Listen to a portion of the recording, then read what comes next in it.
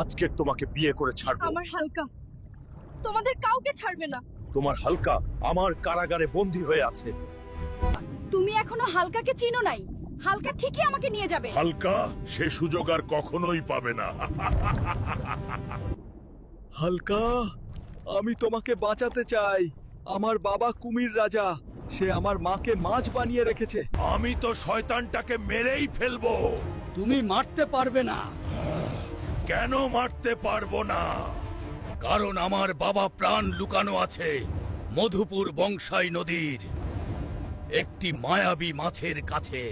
আমি তোমাকে মুক্ত করে দিলাম। ধন্যবাদ বন্ধু, আমি তোমার মাকে তোমার কাছে ফিরিয়ে এনে দিব।